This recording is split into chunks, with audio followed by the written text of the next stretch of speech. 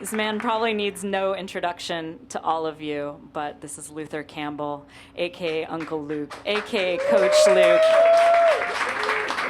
the ringleader of Two Live Crew, Luke Records, owner of Pac Jam, entrepreneur, football coach and enthusiast, Miami bass and rap pioneer, and one of the biggest champions that this city has. So, welcome.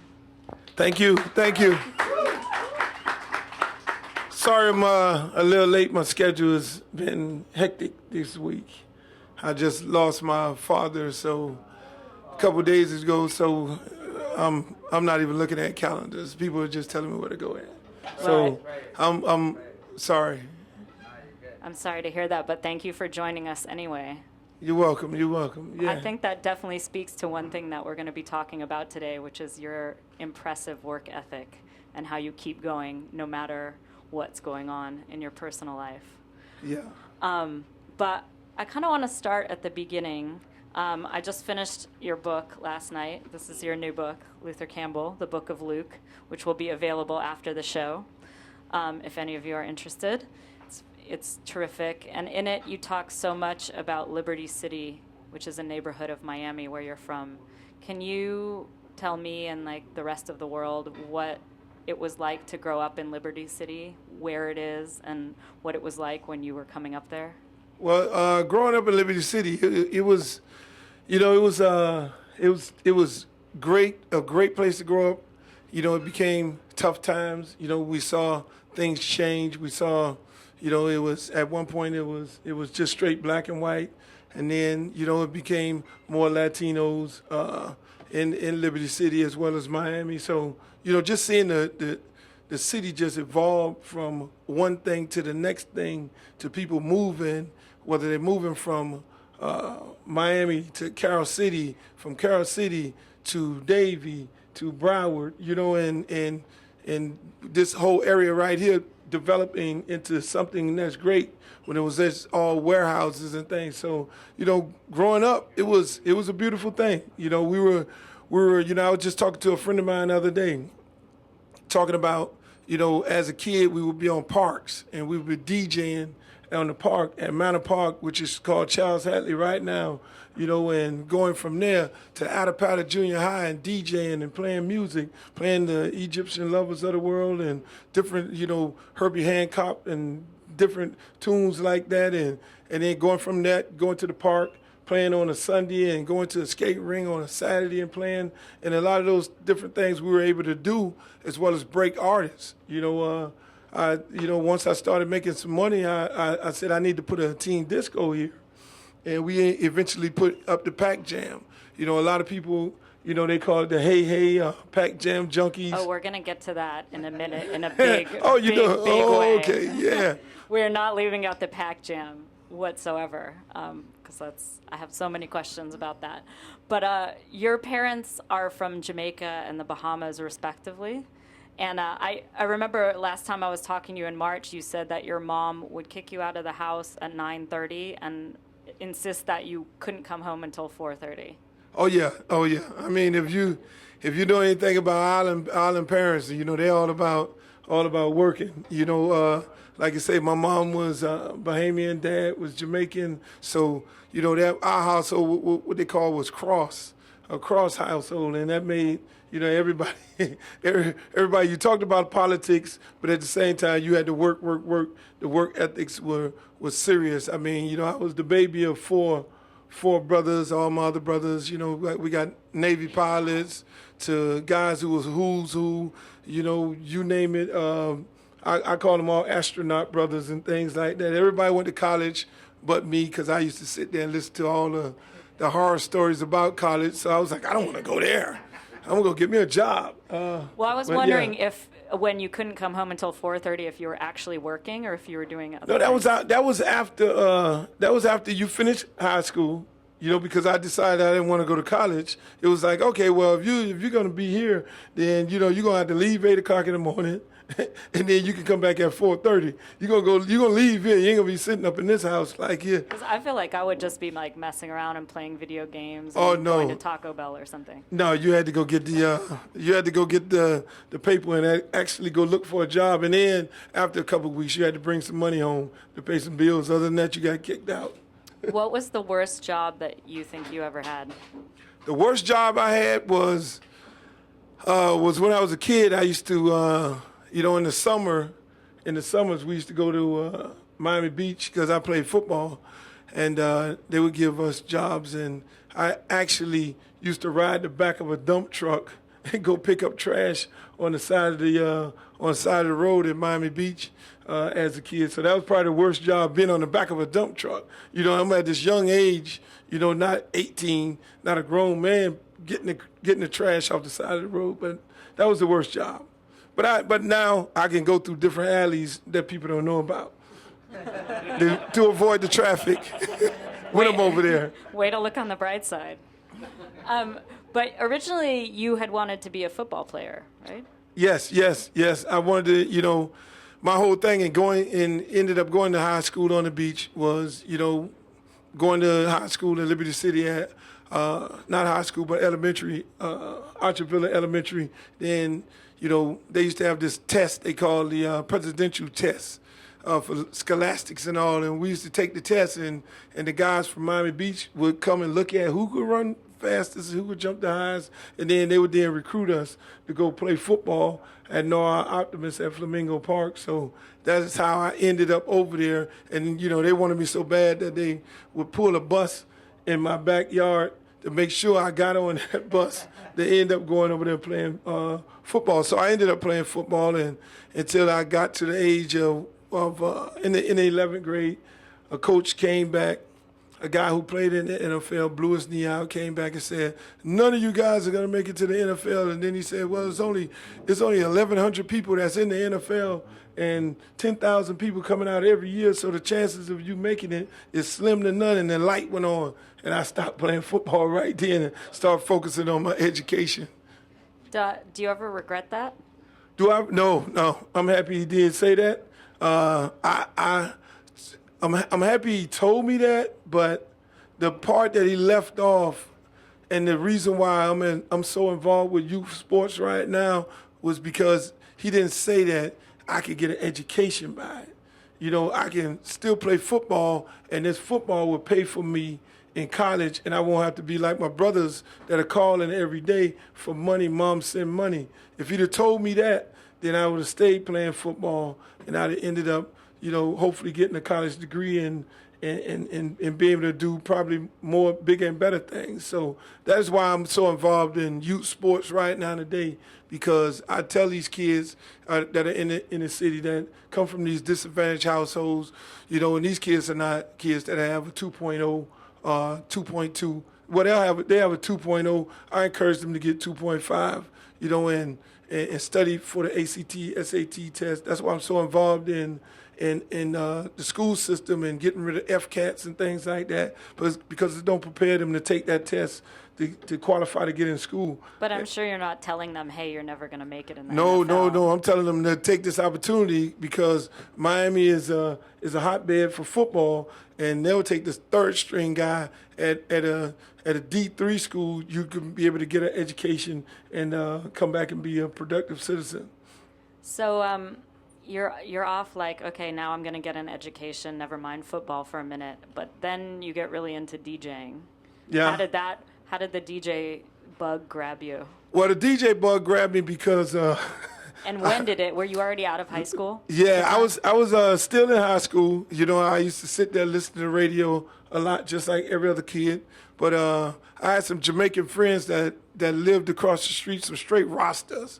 They were like real gangsters. I didn't know they were gangsters until I saw them on TV, and everybody was looking for them. The shower posse and all this. I'm like, those are my friends over there, and they would give me ounce of marijuana to make tapes for them. Back then it was 8-track tapes, so I became the guy to make, convert the records into an 8-track tape for them, and then I would get the weed and I would roll up dollar joints and sell them in school.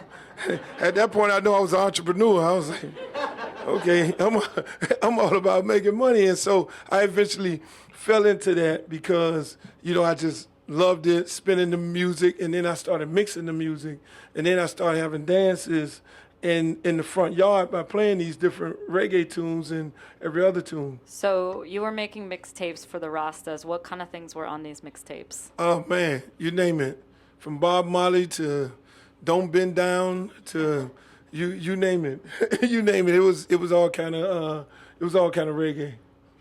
And was this around the time that you also had a Pac-Man that you were charging kids to use, a Pac-Man machine? You did read the book, huh? No, I started off doing the DJing thing, making the money, making mixtapes and things like that. And then once I started making that money, then I eventually bought me a Pac-Man machine, and I said, okay, well, there's no game rooms around here. I'm gonna put the Pac-Man machine in the wash house, and eventually, I would get the kids. The kids would come and they'll listen to me DJ. I turn the speakers into the front yard, and then after the music started playing, and I encouraged them to go in the back and play the Pac-Man machine. So were you kind of like emceeing at this point anyway, or you were gaining the skills to like sell things to people because you were like, hey, go play the Pac-Man, and by the way, there's a mixtape, and okay, have a dollar joint. Yeah, no, I couldn't. The joint business stopped then because I got caught. Daddy, he's a Rasta, so he knew. Oh, hold on, you can't have this in here. But eventually, everything, just like I said, all led up to knowing that, okay, one, I wanted to be in some kind of business, I wanted to be some kind of entrepreneur, and then the love of music, I had this love of music, and then because of my household, and I talk about in the book, my dad playing Burt Bacharach and all kind of different music throughout the house. My mom, on Friday nights around this time here, her and her girlfriends would get together, and then they would then play Millie Jackson, all the cuss versions of Millie Jackson. And then the night ended off with Red Fox and Leroy Skillet. So that's where I pretty much got a lot of my influence from, all these different types of music. I read somewhere that your mom thought you might be a minister when you grew up. Yeah, right. Yeah. You said that in your first book. Yeah, I asked him, I was like, well, why you name me Luther? Did you name me after Martin Luther King? They was like, no, your dad brother's name is Luther, and but you could always still be a minister. I'm like, well, I don't know about that one. How good did you get at getting yourself out of trouble once you got in it? I was good. Were you good at talking yourself out? Yeah, of getting in trouble? yeah. I would go to, I learned along the way. I would go to class and tell the teacher, oh, your hair looks nice today. And I would bring goodies and stuff. Would you care for any donuts? Hi. Because I know you just go to class and you automatically get a C by being nice. So I would go in there and I would tell nice things to the teacher and sit in the front, and then all the tough guys in the back, hey, shut up. And oh, I like you. So I kind of learned how to do reverse psychology. So you got out of trouble and you learned your way with women around the same time. Yeah. I was a kid. I had long hair. My hair was just as long as your hair. And when I kind of got introduced to women, it was because I had this long hair. All the girls wanted to braid my hair. So I ended up between their legs some kind of way. Them braiding my hair, And, back in the days, it's like you get your hair braided and the girls, you sit like this between their legs and they braid your hair. So I found that to be in a very comfortable place that I like to be in. So here I am, I'm not like getting my hair braided, and all the girls, like, they liked me for football, they liked me for braiding my hair.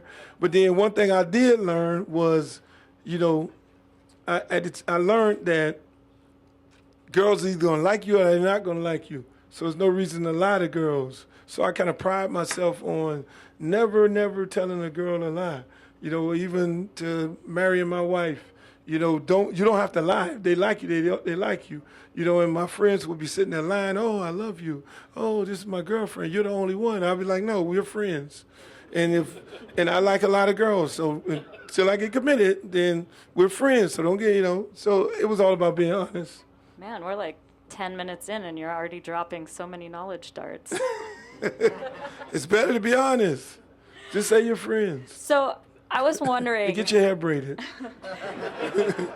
You talk in your book about going to high school on Miami Beach. I was wondering, like, if being a teenager in Miami or being, maybe a late teen, like 18, 19, was already pretty wild. I mean, you, capitalized on the wildness and took it to a new level with Two Live Crew, which we'll get to in a minute. But was it already wild to be a teenager here in Miami? Yeah, it was kind of wild. I mean, like I said, you had a lot of things going on. When I was 18, everybody sold weed. Everybody sold cocaine on every corner. Money was flying everywhere. Everybody had money. Guys in the hood had Ferraris and Testarossas in the projects. It was crazy. And so during those times, you could either get into something bad, or you could be a seller, or drug dealer, or you could be either dead. And so you had to make up your mind as to what you wanted to do in life during those times, because it was easy to get in trouble. And my mom would just always tell us, it's easy to get in trouble and hard to get out. And here it is, 5 boys in a 2-bedroom home. She would preach that on a consistent basis. And then I used to look at some of my friends that was on drugs and things like that.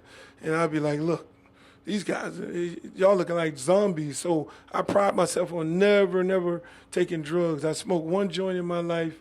I tried it. And when I did smoke it, I ended up, that was the day that some guys were coming to beat up me and my friends, and they were moving in slow motion. I was like, never no more. No, just let me get out of this one right here.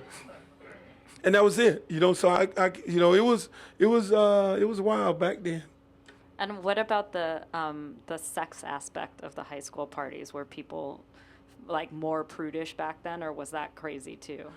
Oh, that was crazy. Because I think people think that you are the only one that invented some people acting freaky at a party. But I was wondering, maybe you were just reporting the news in a way. Well, I mean, I did get into a lot of different things, but I mean, my high school days really, to be honest with you, and it's sad to say because now that I'm an adult, my high school days, the prettiest girls dated the teachers. Back then, that was sad. They would sit in the front and get all A's, and they would date the teachers. They didn't want nothing to do with no high school guy. And back then, unlike right now, the guys used to pull up in the cars, the dope guys, and they would come get the girls from high school and take them to lunch. Now they don't let kids out to go to lunch. Nowadays, there'd be lines of cars picking up the nice, pretty girls. So we really didn't have the opportunity to get the pretty girls because the guys who were finished school, they didn't want nothing to do with a high school guy. They wanted a guy older than them. But then you became a DJ. Yeah, I became a DJ. And then I used to play on African Square Park, and I used to play at the dances and the parties. And then after the dances and the party, we found our way to this raggedy hotel on 79th Street with the girls.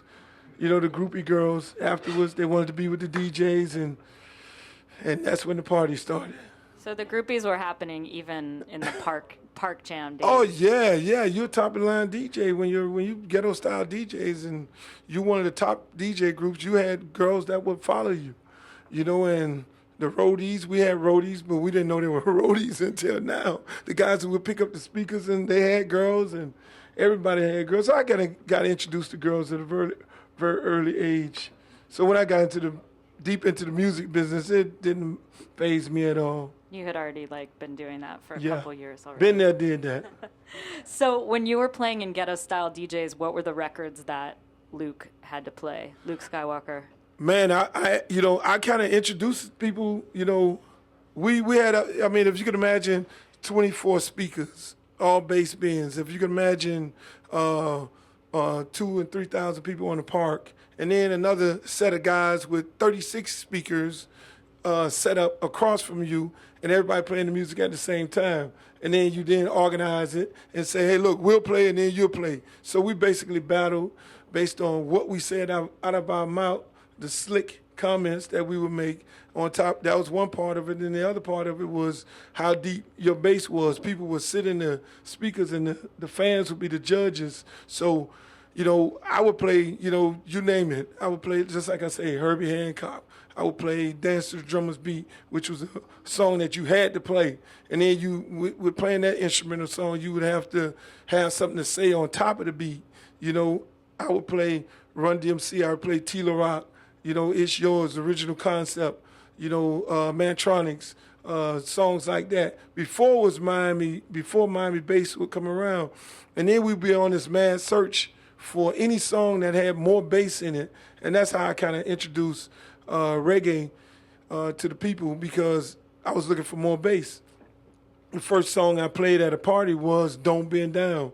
And then I slowed the pitch up to make it go slower to get more bass out of it, you know, and we won a whole bunch of jams off that, battles, and everybody then started playing reggae music at the time. So back at this time, hip-hop was like pretty positive, a lot of it. You know, it was a lot of storytelling, a lot of like talking about what was going on in the ghetto and the problems, or talking about the party, but wasn't that dirty quite yet, or like not that many sexual lyrics. But were you saying like get it, drop it, and all that even back in these times, like pre-Pac Jam? Oh yeah. I mean, that's my first song that I created was a song called Everybody Ghetto Jump, you know, and that kind of got us into the music business, because in the dances, I used to create all these different dances. You know, one dance we played the Wild Wild West, dun, dun, dun, dun, dun, dun, dun, and then we'll say, everybody ghetto jump, and the whole crowd jump. So we would have the whole crowd just jumping up and down, you know, and these guys right here came to me and they said, hey, look, can we do a song to that? You know, and I was like, yeah, you can do a song to it, no problem. You just got to come do a free show. Who were the guys? What was their name? Crush 2. Crush 2. So technically, that was the first rap song in Miami from those guys there. And if you look at the label, they'll say created by Luke. The song created by me. And so at the end of the day, I was like, okay, now you guys got to do a free show for me, because back then I was on this. I'll break your song, because I'm playing at a skate ring with 2,000 people on Sunday. I'm playing at the park Sunday in the daytime with 3,000 people. And on Friday night, I'm playing at the local high school with another 1,500 people. So your music getting played to all these different people, and I'll break the song because I stand behind it. But were these the same guys saying Ghetto Jump in the club, or you were saying Ghetto No, Jump I was saying, you gave them like the blessing to put this on a record? Yeah, I was saying it, and they just took the same rhythm and everything and made the song. And then once they did that, and they didn't do the free show, then I was like, okay, well, let me show you how bad I am. You know, I'm going to make another song. So at that time, that's when I brought the 2 Live Crew down, you know, to do a show for me at the Teen Disco. And then I said, hey, look, I got this other song called Throw the D and Throw the P. The girls throw the P and the guys throw the D. These dudes just screwed me right here. They didn't do a show for me. I'll show y'all. I'm going to do another song. I'm going to create another song. So eventually that's how I linked up with the 2 Live Crew. So what was your relationship like around this time, which would have been like, I guess, 85, 86? What was your relationship to other people in this bass scene that was forming? Like people like Pretty Tony or Amos, or like, were you battling them or like fighting them, or were you guys all cool? Were they coming to Pac Jam, or was it like an adversarial relationship? Well, it really wasn't too much of a relationship. I mean, I originally took 2 Live Crew to Pretty Tony and said, hey, look, you know, I'm not in the music business. I'm into, you know, doing concerts. You know, my whole thing, I wanted to be either a DJ on the radio, or I wanted to be like Al Heyman, do concerts. That was my whole thing. I'm making money doing concerts. I don't want to be in no music business. But all those guys then told me no. You know, I took it to Pretty Tony, who I thought was a good friend of mine, which he is a good friend. And he had a record company. He was doing all this Trinier stuff, freestyle, and all those different things. And it was a no-brainer. Hey, man, I got a song. You know, he came from the same background. They used to have a DJ group called Party Down DJs. And I'm just thinking it was a no-brainer. It was like, nah, we ain't doing no rap. I'm like, huh? Well, I thought you was my friend. And then eventually I was, okay, enough of that. I'll just put the song out myself. I'll figure out a way to do it. And that's how I ended up getting in the music business. Was that an attitude popular in Miami at that time? Like, we're not doing rap records? Or was it just him? Yeah, it was pretty much an attitude. Everybody was doing dance. You know, this was a dance town. You know, those guys did that song, and that was pretty much probably one of the only songs that I know of. And Amos was doing a lot of dance as well. So, you know, it wasn't nobody that you can go and take the record to do the song. I mean, even with me being a popular DJ, that would automatically break a song, which would be a no-brainer for people. And when you were promoting concerts, you were bringing people like Run DMC and MC Hammer and like a lot of rappers from New York, early rap groups. Do you have any funny stories about when people would come to Miami and things that they would say? Or, I assume playing a show down here would be different for them than playing in New York. Oh, yeah, it was funny. Back then it was crazy because a lot of guys from New York at the time, they wasn't traveling nowhere. They wasn't actually traveling to Miami. Miami was like something that they only saw on a postcard. So I didn't know it at the time, and I'm just bringing these guys down because I'm breaking their records. I remember one time I brought down Divine Sound, and back then they used to have this airline called People's Express. Anybody know about People's Express? See, now you're going to tell your age. Yep. It was this airline. See, a lot of young people don't remember People's Express. It was this airline that you didn't buy a ticket. You paid when you got on the plane. So you're 30,000 feet in the air, and then you whip out your money, and the stewardess come around, okay, give me the money. So it was People's Express. It was Eastern, you had to have a ticket. So I was like, I don't trust whether these guys are going to come here or not. So I'm going to book these guys, get on People's Express. And so every time they would get on there, and they would tell the stewardess, we don't have any money. And then the plane, they was like, the guy will go pay for it when we get to the Miami. So I would walk up every trip, me and the police, because the police was like, yo, y'all going to jail. And I would be there to pay the stewardess the money every time. I mean, from Tila Rock to Jazzy J. And then another story, my car broke down. I had this little Honda. I would pick the guys up from the airport. And my car broke down, and we needed to jump the car because I had all these speakers in the back. So the battery died, and I was like, "Hey, Jazzy J, connect the jumper cables over here." So a jumper cable, motor, battery. The guy did not know what a battery was. I was like, "Y'all people in New York are weird." Y'all, that was funny. He never knew a battery was in a car. Now, how much did you go to New York at that time, or were you just staying in Miami? Like, were you going to New York a lot also, or were you kind of did you know as little about New York in a way as they knew about Miami? When I was DJing, I had never went to New York. The farthest I got was when I was really, really getting out of hand. You know, as a kid, my mom sent me to stay with my Navy pilot brother in Washington, D.C. I ended up staying there for a year, and that just totally changed my life. I saw people, doing things. I saw African Americans doing things with briefcases, going to work, because I wasn't seeing that down in Miami. And so that kind of, set off an alarm in my head that, you can do some positive things other than being, a DJ or a straight garbage man. A janitor, you know what I'm saying? You could be something. So after staying there for a year, and then when the winter came, some blizzard, I was like, no, Mom, you don't have to worry about me getting in trouble. I'll be back, and I'm gonna be on the right track. Because I was wondering if at a certain point, you become such a Miami champion, and you could make so much money just in Miami alone. But I was wondering if in the early days the dream was ever like, I want to make it big in New York. No. The dream was making it big in Miami for the South and everything, and that's why when I did this book, it's so important because I just wanted people to know the story, the history of it. It was, once I started doing things, I looked at a lot of people get educated. Most of the people in my community, in the African American community, they get educated, they leave.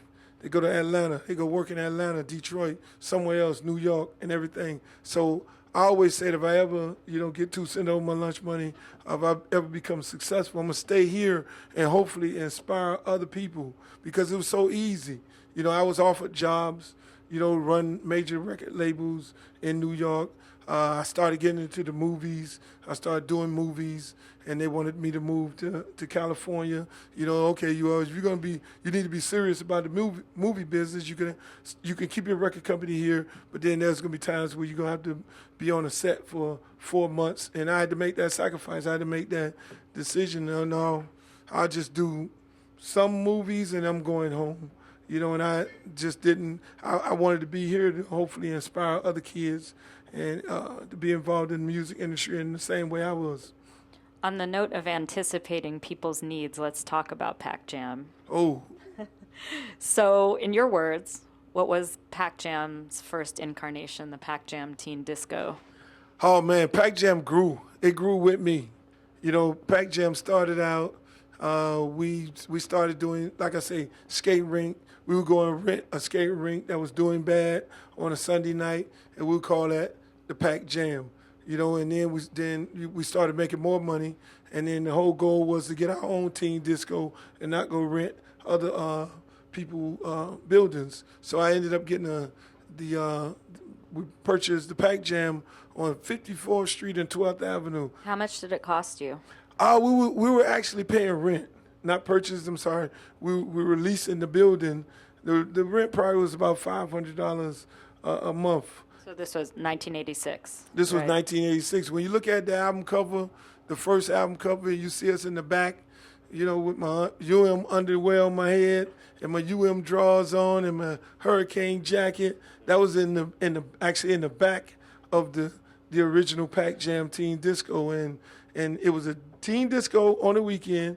It was the warehouse throughout the week where we would store the records. I read that. Office. So is it real that you were taking all the records that were stored there during the week? You guys would all have to move them into somewhere else? Yeah, we would move them into the offices. How long did that take? That would take. It would take quite a bit of time, but we would stack them all in our offices, and then when the teen disco was over on the weekend, and then that's where we had our one of the first underground radio stations, because now I'm in this music business. We're selling records. I ended up going to England, and I learned about all these pirate radio stations that was offshores, and between pirate radio stations and acid parties, I was like, oh, that's a great idea. So I come back. I come back. Wait, did you go? Was that the first time you had been out of Miami? Was to go play in England? Yes. Or you had you played around the South, and had you played around the U.S. already, or did you go to? We played around Florida. We played around Florida, and then it was, for some reason, these guys in England. I gotta ask, what was that gig like? Oh man, that was crazy. That was crazy. That was the craziest gig ever. I mean, you sitting up there, and I don't know how many of y'all have ever been to an acid party. I even know how it works. It's like, okay, we're all going to wait right here to the phone booth, and the guy's going to call and say, this is what a party is. So we would all have to sit there and wait at the hotel, and it's like ready, set, go. And everybody who was involved in the party, they would all line up to the phone booth, cars at different phone booths, and they'll get a phone call. Party is over in Wynwood on 2nd Avenue at this place right here. And everybody would rush to that place, and you'd only have a certain amount of time to actually do the concert before the cops would come because it was illegal. So you didn't play at a hip-hop show, you played at a rave. Oh, that's what y'all call it now? Just like y'all changed twerking, huh? Dropping it like it's hot. It went from an acid house party to a rave. It was. So what was the reaction of those that crowd to your music? They loved it. They loved it. I mean, performing in England is almost like performing at the Pac Jam. It's the hardest place in the world. Pac Jam, Apollo, England is the. I mean, those people are real serious about their music over there, and if you don't perform for real, you would get ran up out of there. So that was crazy. I was like, no more acid parties for me. I don't want to end up going to jail over here. I don't know what the prisons look like. So, okay, back to the pirate radio guy that you found. Stephen J. Gray. He's the guy on Channel 7 right now who does the traffic report in the morning. He was the guy that actually built my pirate radio station. So y'all hear him in the morning. Hey, this is Stephen J. Gray reporting live over the thing. See, that guy, he knows. He knows. Yeah, this is a test. The great Bo Crane knows. I thought it was nice, too, that you gave this man a shout-out. Like, if you look at the label of this is Anquette, Miami, but if you look at the label, his name is on there. Yeah, that was important. I mean, it's all about giving people credit where credit is due. So he made a pirate radio station on the roof of Pac Jam? Well, yeah, it was inside where, during the week, because we had to use this thing. We had to use this building and get our $500 worth out a month. So during the week, you would have, just like I said, you'd have the records inside on the dance floor, but then you still had the DJ booth that was used for the DJ booth on the weekends. And throughout the week, we would have the pirate radio station in the DJ booth. So we would have a transmitter on top of the building. And I mean, we maximized out of that. We knew by having the transmitter there that the FCC ain't coming into the hood. It was like, nah, we ain't coming to the hood to go track down some people because they wasn't gonna be able to come out of there alive. So we lasted quite a long time doing that.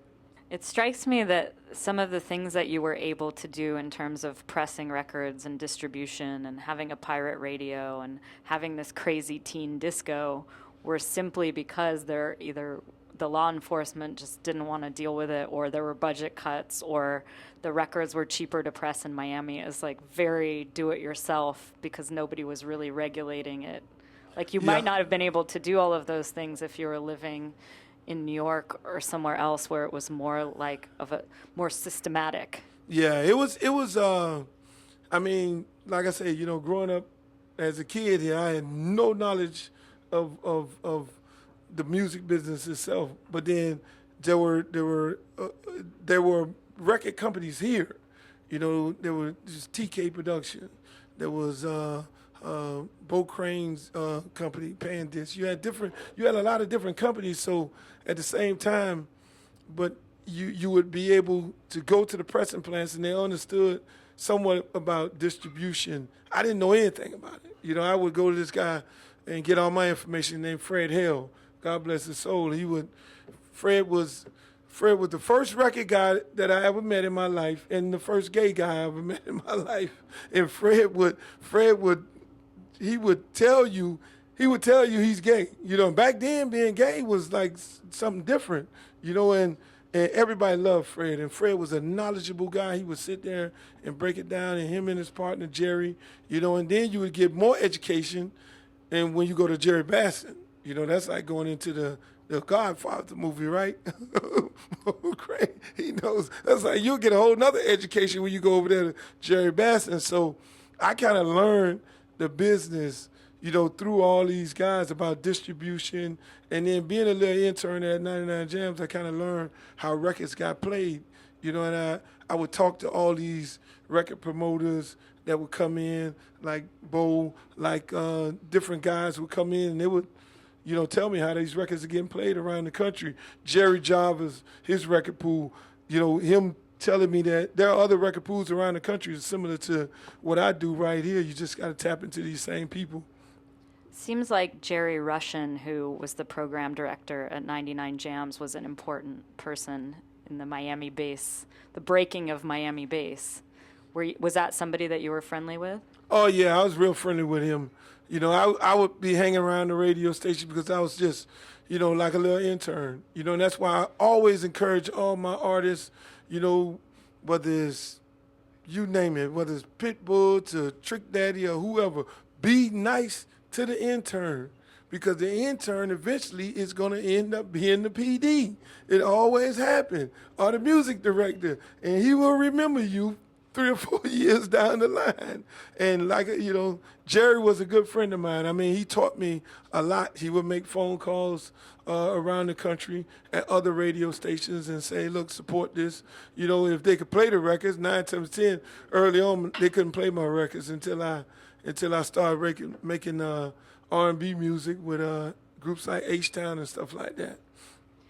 Going back to something you said earlier about how the UK was a tough crowd, but Pac Jam was also a tough crowd. Can you talk a little bit about the acts on stage and how the audience would haze them or just boo them off stage? It was brutal. If you didn't get booed, you did great. I mean, if they'll stand there and look at you like, okay. Ain't no throw your hands in the air. If you ever wave them like you just don't care, none of that. Throw your hands in there. Can you get to the hit song? We don't want to hear the other stuff. You know, get to the song that we like. Because we got other music that we want to listen to. I mean, that crowd was a tough crowd. I mean, Biggie Smalls, I remember booking him in there. He was like, yo, I'm not going in there without you. They just did in Lil C's and him about 2 weeks ago. You had them in there. They abused the Ghetto Boys. I mean, they're like, boo, get out of here. Like, Jesus Christ. And you know, and that was a place where, you know, I would go, you know, we had the studios right in next to it, and I would go and take a record, put it in there. And that, you know, again, that's the same place I discovered Trick Daddy. You know, I had this rapping battle in the Pac Jam, and I was like, the best rapper is I'm gonna sign him up to a record deal. You know, so we had like a 3-week battle. He eventually beat a guy out, and they loved him, and I was like, shit, they love you. You're gonna be good. And I eventually put him on one of my songs. You know, I put him on a song. That was during the time I was doing the Chapter 11, so I couldn't really sign him up, and it became a hit song, and he became a hit artist. We should explain that Pac Jam, the club, was running for 10 years. There was a teen disco that started in 86, and then eventually, I guess in 90, it moved to a different place and became more of an adult club, and people like Trina and JT Money and Trick Daddy and all them would go there. And yeah, we moved into a bigger building on 84th and Northeast 2nd Avenue. So, you know, as the business grew, you know, the Pac Jam grew with us. You know, it was all about having a hall, the offices, and the same thing. So we started in a little place, and then we grew into a bigger place, and we would have bigger parties. And till right now today, you know, all those people who grew up in the Pac Jam, they'll have these big Pac Jam reunion parties like once a month. You know, one of the DJs, Chico, he was a part of the group. And he would do these parties once a month, and they would do them at the Doubletree Hotel, and thousands and thousands of people. I mean, he would do anywhere from around 3,000 people on a given month. You know, like every other month in this party. All those people who grew up in that whole era, they would be there, and they would be dressed like they was at the Pac Jam. So in the early days of Luke Records and 2 Live Crew, how important, it strikes me like maybe this club was so important to you seeing how records worked and seeing what things you said on the mic worked. And you mentioned that you got Throw That D from a dance that people would do in the club. Like, the club was a tester for you. No doubt about it. We would test music there. I would test artists if you can perform. And you know, I'm big on hazing. You know, hazing my artists. I mean, ask Pitbull. He'll give you some stories about me hazing him. Some wild ones. You could give me some stories. But I mean, you know, growing up in that element, you know, we would test the songs. We would actually go make them and put them in there. People didn't dance to them after they get to the second verse, in the garbage. You know, like for instance, when I did the song I Wanna Rock, I actually, before I put the lyrics on the song, that song I had played this. The song was in the teen disco for at least 6 or 8 months, maybe longer, before I actually put my vocals on top of the song. So it was just a straight beat, because just like Dance to the Drum and Beat, people wanted the beat. They were more interested in the beat, and that kind of taught me the music business. It was about the beat first, and then it's the hook, and then it's the lyrics. If you got a good hook, if you got a good beat, then people will like it. If you got a good hook, then people will then start singing the hook, and then the lyrics will make it a long-standing hit record, and that was my whole philosophy in doing music. If the beat wasn't right, I was like, I wouldn't, if Mr. Mix didn't make a hot track, a DJ Spin didn't make a hot track, I would be like, I'm not going to sit up here and fight this track. I'm going to go test the beat first, and then I'll put the lyrics on there. People dance to the beat, then we good. I have to ask, when was the first time that doo-doo brown was said? Where did you get that from? At one of the parties, some part of one of the parties, probably when I was playing when I was DJing, the Freedom song was Freedom, Get Up and Dance. That was one of the big songs in the parties. And like I said, we played the instrumentals, and I would just go off or whatever. I would lock into one girl dancing, and things would come out of my mouth. And I kind of ended up doing my music the same way. We would create this whole party and say, hold on, I ain't never wrote no records down. Bring the girls in, bring the party, bring the Bacardi. To this day, I still drink Bacardi. Bring the Bacardi, and that starts the party. And before you know it, turn the track on, Mix, and give me the microphone, and the girls start dancing. They would actually write the songs for me. I didn't give them no credit. I don't know why. I should have just gave all the girls the credit. It's kind of like The Simpsons, I think, where it operates on different levels. If you're an adult, you understand some of the jokes on an adult level, but if you're a kid, you think it's funny still, because I can remember being on the playground and even if you didn't know what the song was saying, if you're a kid, you think Doo Doo Brown is the funniest thing ever. Yeah. And then later you come to understand. Then you understand. Yeah, it's like when I say Free Willy. Free Willy. That part was good too. Like, no, Free Willy mean two different things. That was a fabulous movie. What are you talking about? I know, right? And All right, you got to get creative when you get in trouble for everything you say. Let's go back a second to you linking up with the Two Live crew, who are originally from Riverside, California, which is a somewhat boring place. Yeah. And you found them and brought them out to Miami and showed them something different than Riverside, I'm sure. But right before they were with you, they were making songs like Revelation, which was a pretty, serious kind of song about the state of the world. And they even had I forget what it's called, but they had a song where they were saying that they liked really nice girls and all this stuff. And then I corrupted them. And then, I was wondering, what was the conversation like? Yeah, guys, this song is cool, but I have this other song idea called We Want Some Pussy. No, actually, the first song, like I say, was Throw the Dick. Because I was mad. Because the guys, like I say, when the guys did the Ghetto jump, it was like, that was the conversation, because, in the group, it was this guy, Yuri V-Lot, and then it was Fresh Kid Ice, and then it was Mr. Mix. Mr. Mix was the producer, always the producer. And so they had two different things they were already doing. You had Yuri, which is the first common.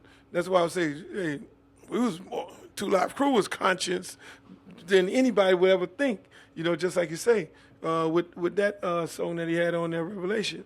And then on the other side, Chris had the little beatbox going, and that was more dancing song. And that was the one that we really played at the Pac Jam because that fit what we were doing at that particular time. So, just like I say, when I brought him down, it came at the right time. And I said, hey, look, do this song here, throw the dick in there. And Yuri was like, no, I'm not into that.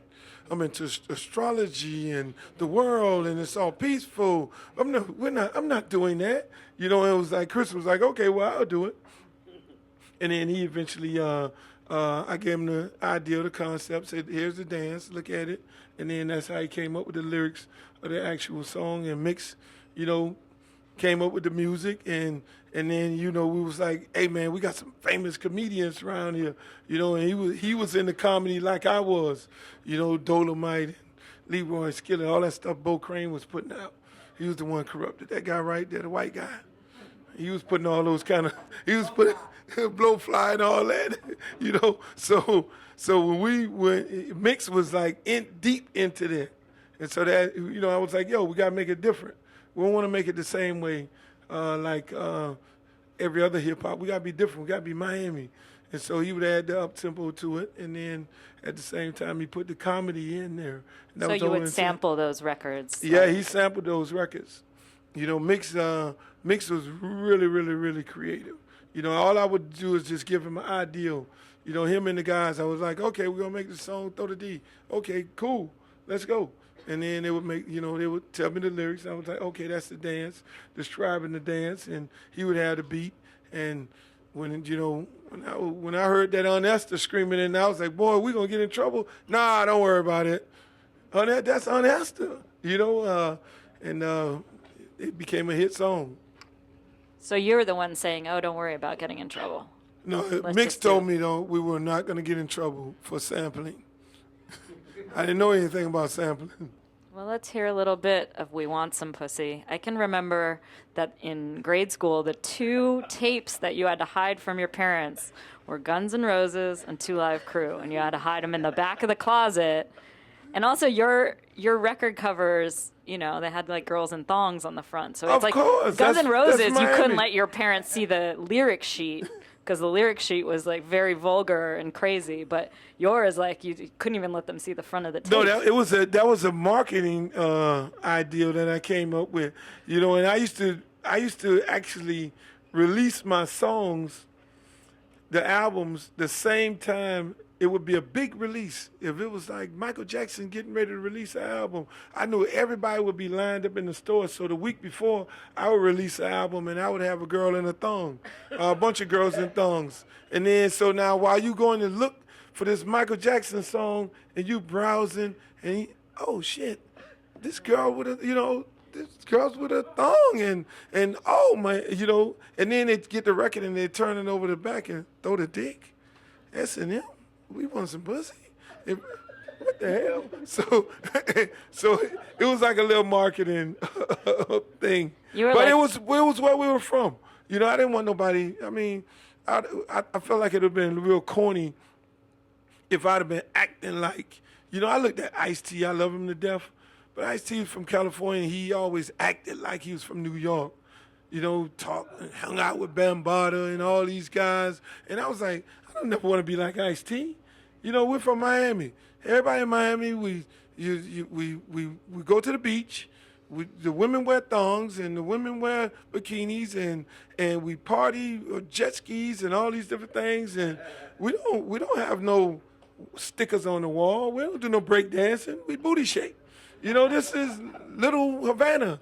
We got up-tempo music. So everything about what I wanted to do was about being true to Miami and not trying to be like somebody else.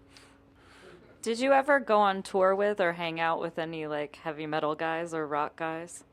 Heavy metal guys, rock guys. The reason I'm saying this is because Motley Crue, like if you read, their tour bus or whatever, probably looked a lot like your tour bus. Yeah. Motley Crue, those guys were good friends of mine. Weird as it may be, Sinead O'Connor was one of my good friends. The little bald-headed lady. She's a real rebel, boy, I'm telling you. I mean, me and her would have some real deep conversations. How did you guys get to be friends? We, at the MTV Music Awards, I met her, and she just like, she knew everything that I was doing and what I was doing, how I was doing it, why I was doing it. And we would have these deep conversations about politics. She was deep into politics, and me and her became cool, and from that point on, I mean, we was like real good buddies. We would talk all the time. Was this after Banned in the USA? And Yes. all the lawsuits? So you put out this first album, and then subsequent albums, things start to get crazier and crazier. I mean, you start at Throw the D and We Want Some Pussy, and then it's just like you started off with dancers that you would audition, and then the dancers just became girls from strip clubs. Yeah, it started off with boy dancers, girl dancers, like regular Miami Heat type dancers. And then as people kept saying that we were this and we were that, then I just realized that I can't beat the big machine if the big machine is against us. If we're going to be the guys who wear the black hat, then we'll wear the black hat, and then we'll wear it good. If I'm going to be the bad guy, we'll be the bad guy. So we just started really pushing the envelope a little harder. Then, like I say, we, got rid of the kiddie type dancers, and then eventually started using, full-figured women, and those being dancers. And back then there wasn't no strip clubs. So we would get, when I would do the videos, and I would actually shoot the videos a certain kind of way, and we started using these really, really, really attractive women, full-figured women, and that's where the big butts came from, and the dropping it like it's hot and all that. And then they started opening up clubs like the Rolex, and those girls who did my videos ended up in the clubs, and now, those same girls we would use on tour. What do you mean there were no strip clubs? It wasn't no black strip clubs. I got introduced to the first time I got introduced was when I was DJing at the Pac Jam. The guys who were my security, these guys named Rocco and Damien, and their mother owned a strip club on Biscayne Boulevard right across from Houston's restaurant. The big strip club, there was a little one, and their mother owned it. And so these guys were my security, some big white guys, and they would do the security for the club that night. And they then crossed on 199th. Tootsie's was right on the corner of 199th and 441, the original Tootsie's, not the one that you see now. And they were like, yo, we're going to take you to the strip club. And so now, as I'm getting into this music thing, I was like, no, black people don't go to strip clubs. Those are guys with motorcycle helmets. You see the movie. They'll beat you up. And then they eventually took me in there, and I just totally blew my mind. And once the girl, it just all came together at the same time. Then this guy Carl, changed the Club Climax into Club Rolex. And before you know it, strip clubs in the black community became big off of the music. So what year was this that you went to your first strip club? My first strip club, it had to be at least around 82 or something like that, maybe 79. I mean, it was amazing. It was a real eye-opener. I bet it was. Yeah, and in Miami, it's like really, really everything off. I know. Yeah, they said you'll go in, you'll come out a gynecologist. And I was like, whoa. I had to go look up what a gynecologist was. And then you realized not only were you a magician and a musician, but you were also a gynecologist. Yeah. That was amazing. So you were somewhere between 19 and 22. Yeah, young guy getting his eyes opened up wide to this thing called Miami scene. So by 89, 90, things are so crazy for you. Like, you have this club Pac Jam, you have a record label, and you put out these records, and people are starting to attack you for obscenity. Like, I looked at this year 1990 and how much you did between 89 and 90, and I was like, how did you not lose your mind? Because you were fighting legal battles. Yeah, You were running a club. You were running a record labal. Record label. You had other businesses, I think, other businesses. Too. It was a crazy time, But like I talk about it in my book, the influential people who kind of prepared me to deal with all these different issues that I didn't think I was going to have to deal with from the political standpoint was my dad and my Uncle Ricky. They talked to me, my Uncle Ricky would, I wouldn't be able to look at cartoons when I went to his house. on the weekend, he would, teach me about politics, read the newspaper, look at the news, how to understand the news, turn me on to H. Rap Brown and Malcolm X and Martin Luther King, tell me the difference between, different people and the struggle that he had to go through as a Bahamian man and coming up in Miami and being a painter, one of the first African-American contractors here in Miami, and the things that he had to go through to, be successful in his business. So, I learned all those things along the way. And so when I got attacked, it was like, it was like a full circle. I had already been told about some of these things that had happened to other people before me. So I was basically really, really prepared. I mean, it was stressful. I wouldn't say it wasn't stressful because there were plenty of times that I would be by myself and say, why am I going through this? Why am I fighting for hip hop, and hip hop don't care nothing about me?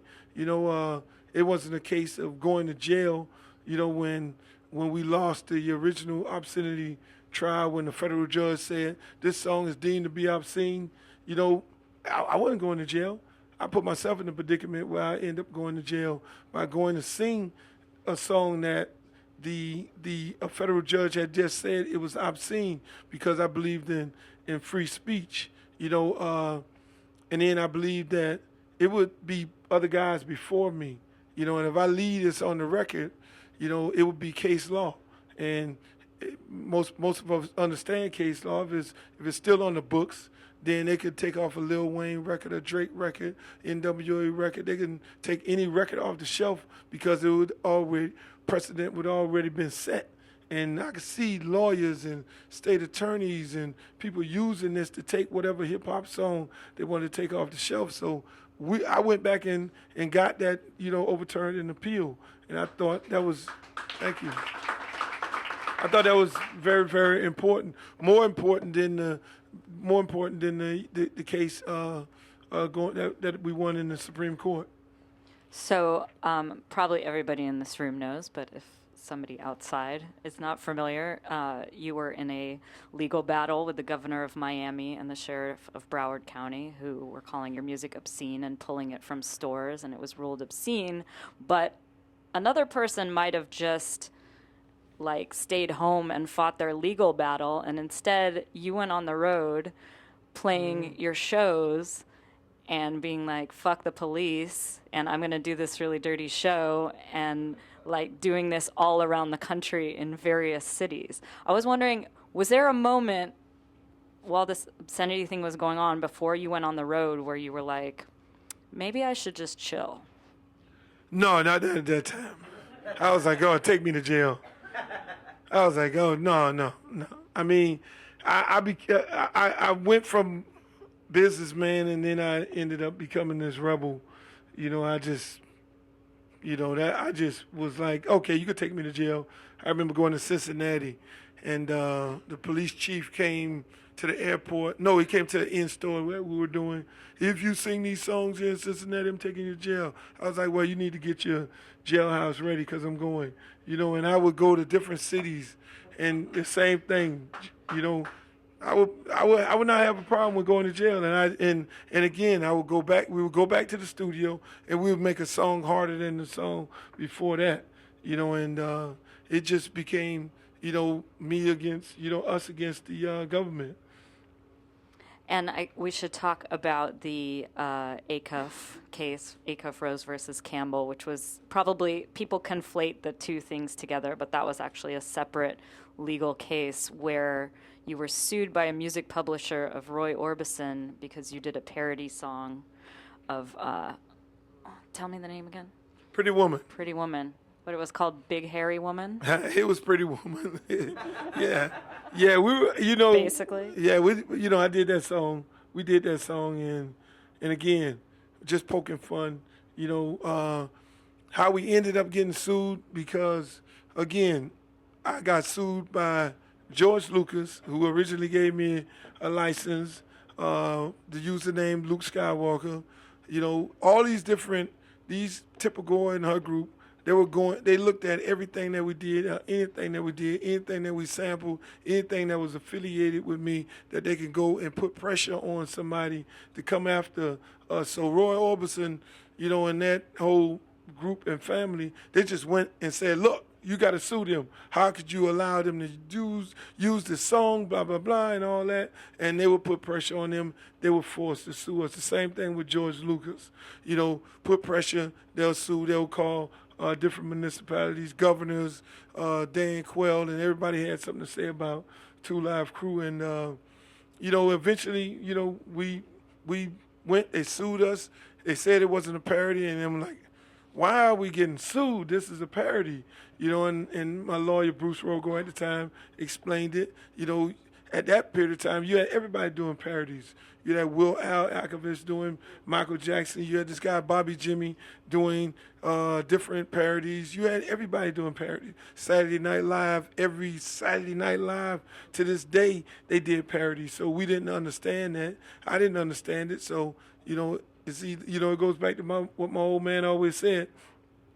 You either fight for something or fall for anything. So it was about fighting. I didn't care how much money I had to spend in fighting the fight. Again, that was another situation that I didn't have to fight that. That wasn't a case that I was going to jail. All I had to do was say, okay, you're right, Roy Orbison. I'm going to pay you $10,000 and walk away from it. I'll pay you a license fee. I'll just discontinue the record, and I won't deal with this. And I'll save millions and millions of dollars. But then it wasn't about that for me. It was about fighting for free speech. You must have been tired. Tired? Were you tired, or were you energized by all of this fighting? I was enjoying myself. I was really, really enjoying myself. I was enjoying every day getting up, strategizing, seeing how I could beat them who were trying to beat me, because I just knew that they were up to no good and I was doing right. So it wasn't a problem, fighting for that cause. Amen. And now Chris Rock won the right to parody you. Exactly. I tell him every time I see him, I say, yeah, you did me and I made your career. So we don't have that much time left, but I did want to ask you, while this was going on too, you decided to strike out on your own without the rest of Two Live Crew and become Uncle Luke, your next incarnation. Yeah, that's when I did the album Band in the USA. That was my first solo album. I still, the guys still, performed on the album, and it wasn't like, your traditional breakup. I was still a part of the group. I just wanted to do my own album with my own lyrics, my own party music, because it was so many years of defending what they were saying and defending free speech. What people don't realize is those guys wrote their own lyrics. I came up with concepts, but they were responsible for their own lyrics. But I had to defend their lyrics. And I was always out front defending their lyrics. So I wanted to do my own thing, and my stuff, if you listen to it, it's more party oriented. It's not as wild. It's just party, get the party going. And that's what I wanted to do. And Band in the USA was the first song that I did. I talk about it in my book where I had a conversation with quite a few people in getting the song to be able to get done, and I was, did the MTV Music Award. That was a very, very emotional show because that was like, at that time we had to won all the cases, had to beat everybody in all the trials, and when I did that show, I had glasses on, but I was crying throughout the whole entire show, and people were feeling it, and guys were coming on stage as they went. MC Hammer, guys who I helped, and they all felt the moment, and at that period of time, that's when hip hop really traditional hip hop artists embraced us. We fought this long fight. We got to sing this song on a national audience, and then now these hip hop artists from Chuck D and Flavor Flav and Hammer and all these guys, Run DMC, they all coming on stage and like giving us hugs as the performance went on. So, You know, that was an emotional album, an emotional time. I think it's interesting that you still take on hip hop artists of today, like either in your Miami New Times column or just like on your Twitter or whatever. I mean, you're still fighting, you know, you do like all of these amazing things for the community. You coach football, you started a football league in Liberty City for the youth and stuff like that, but you're also you know, and you could be a sports commentator. Have you ever thought about that? Yeah, I do sports every Tuesday. Yeah, let me tell you, on 940 radio, you know, I'm just, because I'm so heavily involved in sports, you know, and just like you say, we started our program, Liberty City Optimists, 25 years ago. I mean, we're celebrating our 25th year anniversary right now. Thank you. We have like over 100 volunteers. Nobody gets paid for anything. We have over 400 kids throughout the year on a year-round basis. You know, we got great kids that came through the program that are doing productive things, like the commissioner for this area, Keon Hardiman. He was a kid that played in the program, baseball and football. Then we got kids like Duke Johnson, Devontae Freeman, kid who leads the NFL right now in rushing and touchdowns, and you name it. Chad Johnson played in the program, Levante Davis. We got probably about 10 kids in the NFL right now, but the ones who we were really proud of are the ones who are productive citizens, the ones who come back to the program and volunteer their time to help out the kids, and that's what, you know, that's what my passion is. You know, I love working with kids, and then I love working in high school, you know, with sports, because I could then help those kids, you know, understand that through sports you can go and get you a good education. And every year we graduate on the football teams that I coach, whether it's Miami Northern, Miami Northwestern, 95% of our kids end up going to a university, whether it's Stillman, Spelman. It ain't got to be University of Miami or Florida State. They're going to go and leave and go to some college, and those are some of the kids that come out of our program that we inspire to do that. So that's what I'm most proud of at this moment. Thank you. So, last question. When you look at your whole career in music and everything else, what do you think was the great motivator for you over all of this? The greatest Miami. You know, just the love for Miami. I mean, when you ride around the country and you're sitting up at this new music seminar where people come from all over the world, and you're sitting there and people say, oh, that Miami music, that's just straight booty music. It's a fad. It's never going to last. It's, you know, this guy, Hank Shockley. I never forget it to this day. This music is a fad. He's sitting on this panel, and it's about 800 people in the room. And then I stand up in the middle of the crowd, and I say, that's BS. The South is going to rule hip-hop at one point. You just keep living, and you'll live to see it. And so that, you know, to me, you know, Miami being the forefront of creating hip-hop, you know, whether it was Crush 2 or whether what Bo Crane was doing or whether it was what Henry Stone was doing or what we were doing, we created hip-hop in the South. You know, it just wasn't a Miami thing. They wasn't doing it nowhere else. And, you know, we just, you know, I'm really proud of that, of the fact that, you know, we don't get the credit for it. You know, and that's why I did the book, because we don't get credit for nothing. We don't get credit for the parental advisory sticker. We don't get credit for doing 2 different versions of a record. We don't get credit for the rap vans that you see that we were painting the vans. We don't get credit for the Disco Dave and the sound systems inside the cars. We don't get credit for nothing in hip hop. So I mean, you know, but that's why the struggle and the fight is about the fight.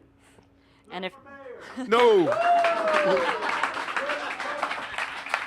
Well, it's like you've always been pulling out the crystal balls from your videos and looking into the future. Pick up the book. There's many more great stories about things that Luke pioneered. And I guess we're out of time, but maybe personally he'll take some of your questions. Thanks so much for joining us. Thank you. Thank you. Hey.